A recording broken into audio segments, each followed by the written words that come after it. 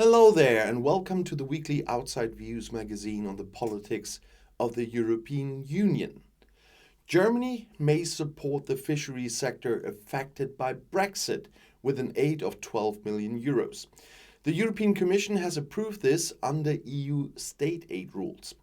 The withdrawal of the United Kingdom from the EU has consequences for the fisheries sector.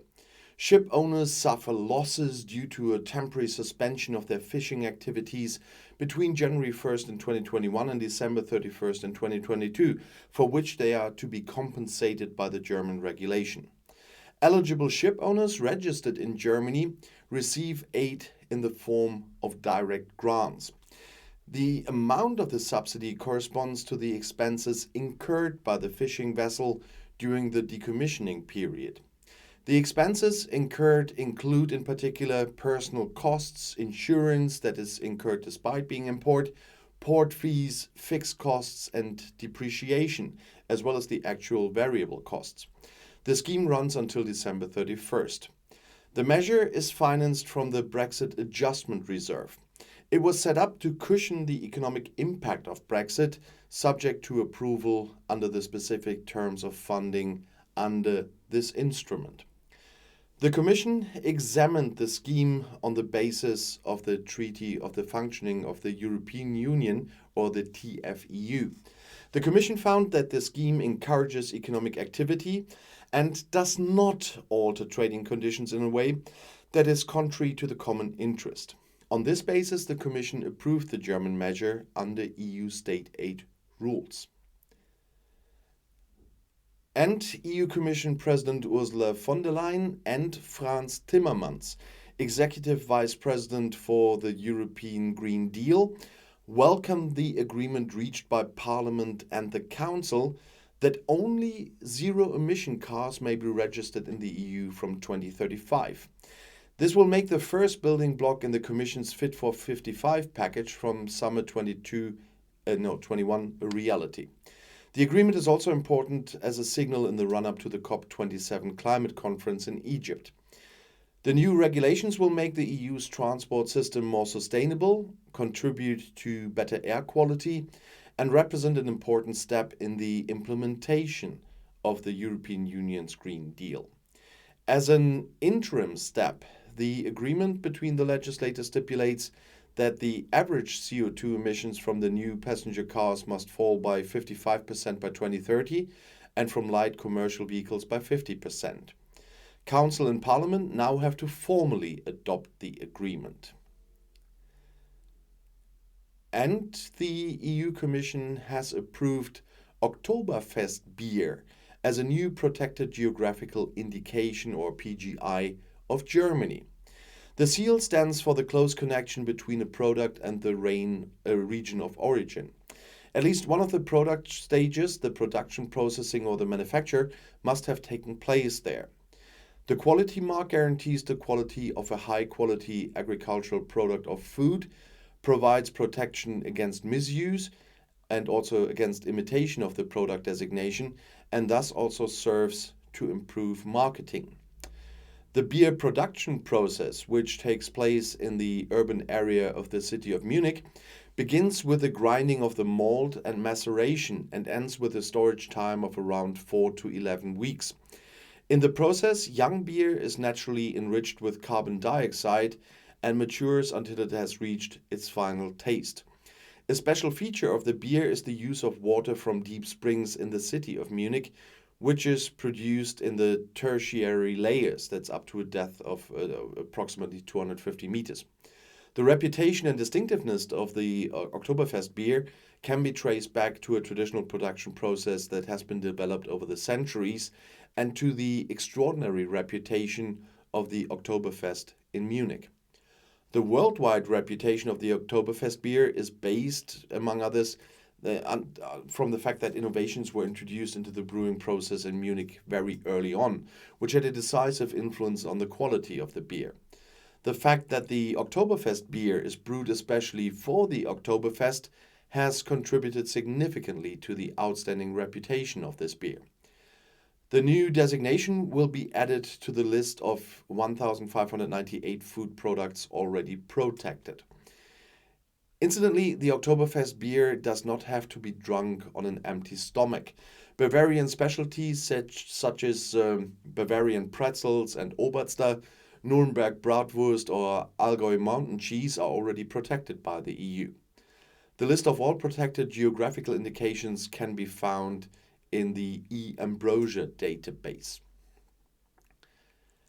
And the European Commission has published its proposal on catch levels for fish stocks in the Atlantic, the Kattegat and Skagerrak.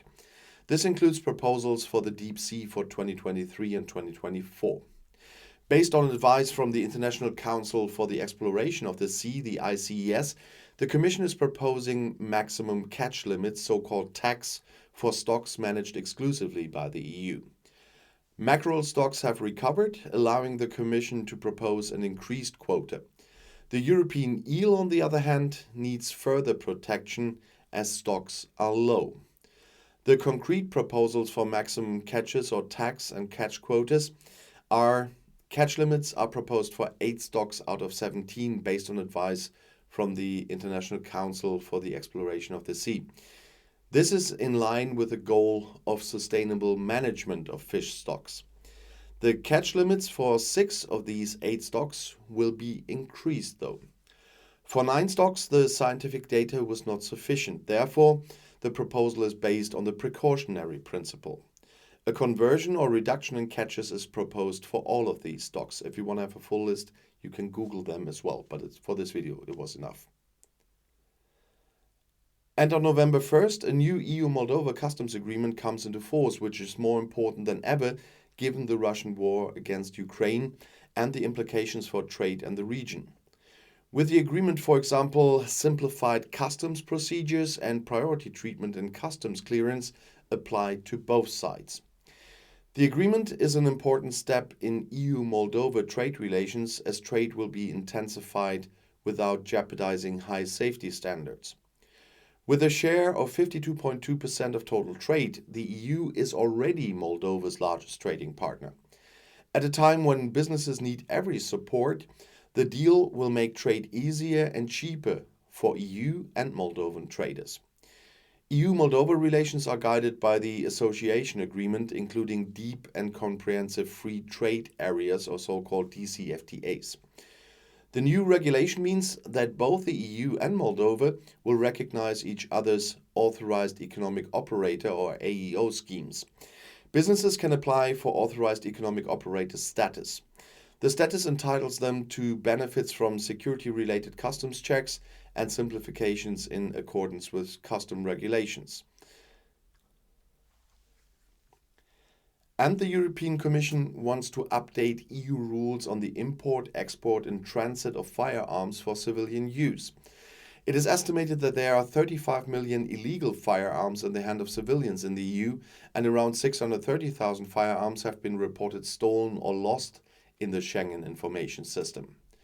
The new rules will facilitate the legal trade in firearms for civilian use and reduce the administrative burden for manufacturers, dealers, and users of firearms.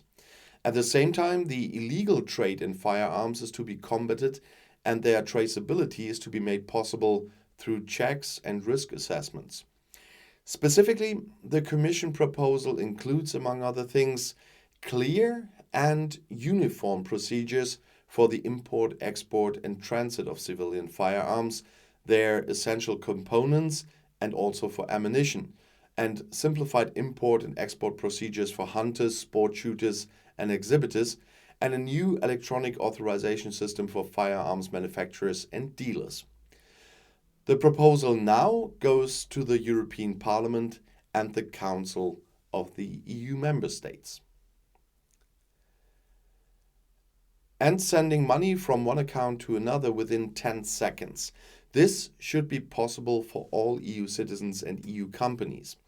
According to the plans presented by the EU Commission, the fast payment method should become the standard for invoices and payments between private individuals, for example.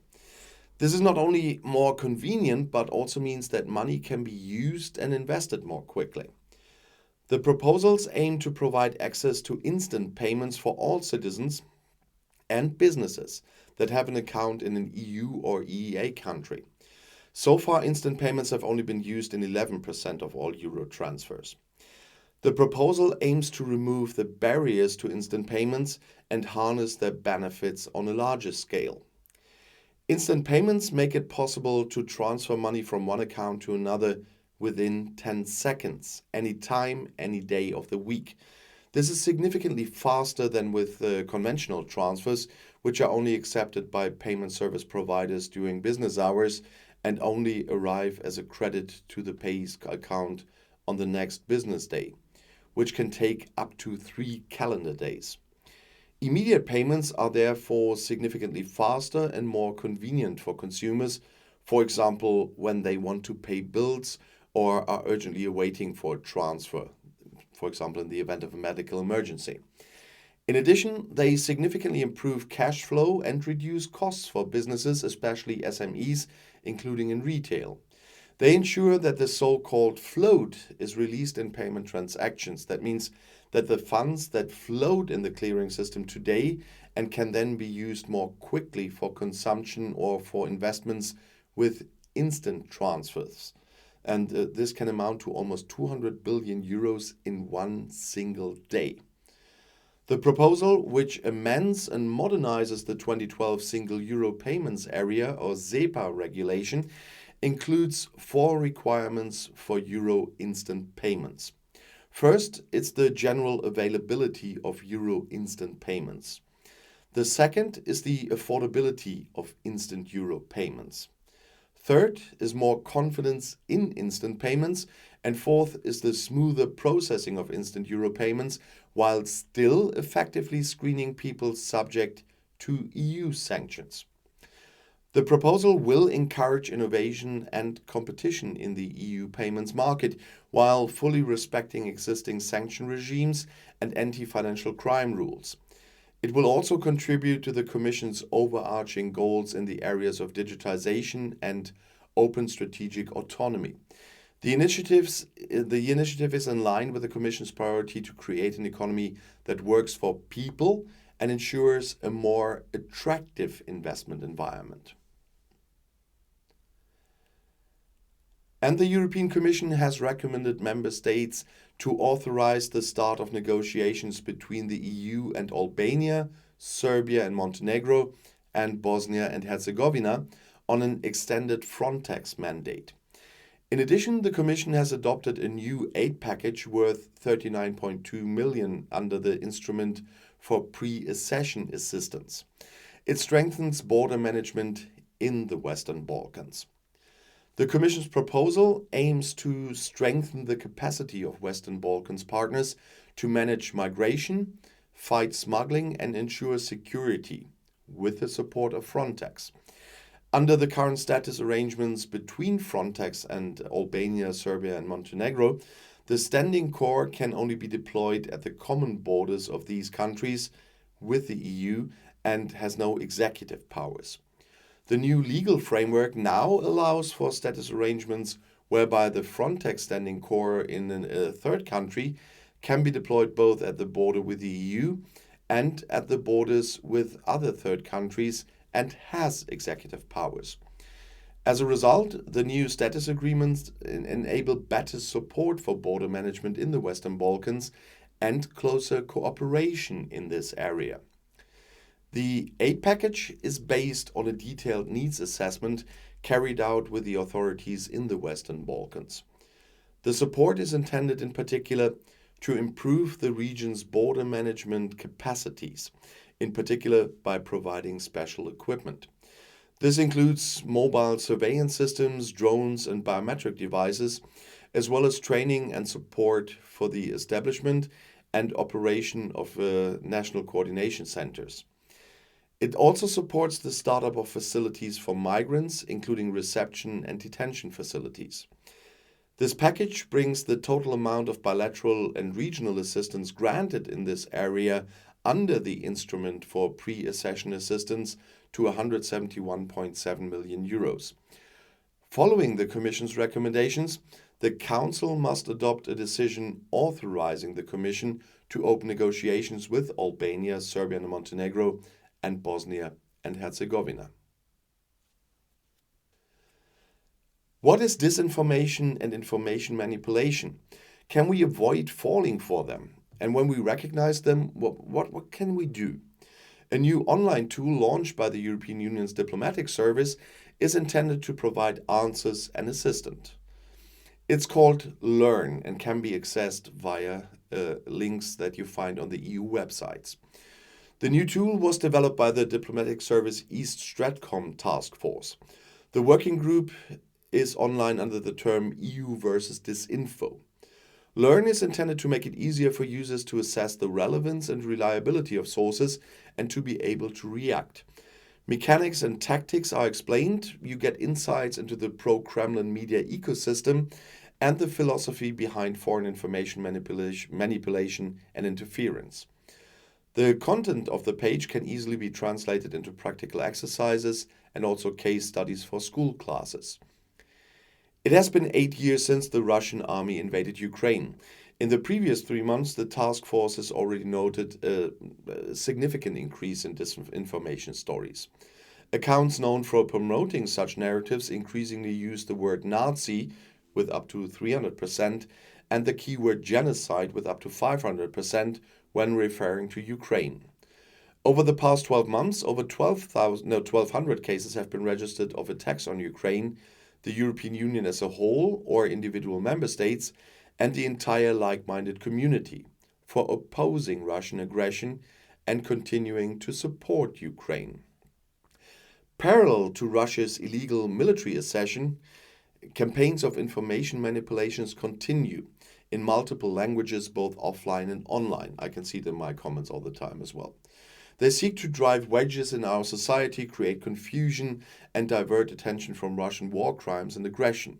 The EU takes a multi-pronged approach to tackling foreign manipulation and interference. And the EU Agency for Crisis Preparedness and Response to Public Health Emergencies and the Coalition for Epidemic Prevention Innovations will work more closely around the world now. There should be more information exchange in the area of continuous vaccine research and development. In addition, production capacities and capacity building are to be strengthened both within the EU and globally. Working together will help avoid unnecessary overlaps and use resources more efficiently. Both sides will share information on research, development, manufacturing, and other priorities relevant to medical countermeasures. The Commission supports CEPI financially through grants from the HERA Horizon 2020 and Horizon Europe budget. And so, once again, you could see how much is going on in the EU in just 1 week. That is why I'm doing these weekly magazines, because so many people are saying nothing happens in the EU. They're always dealing with some idiotic bent banana stuff and whatever. They are just a bureaucracy that makes our life harder. No, there you see what happens in just 1 week, and that's just a selection of what happened. And that's why I hope that you will follow this channel and follow these weekly magazines on EU politics, because I think it's important that people know about what's going on in Brussels, especially nowadays when there's so much disinformation and really targeted spread disinformation, also from Brexiteers, for example, about the EU. And so I hope I'll see you again in next week's magazine. And in the meantime, on any of my other channel, you find the dates and the channels in the description under this video. I'll see you in my next video. I'll be back.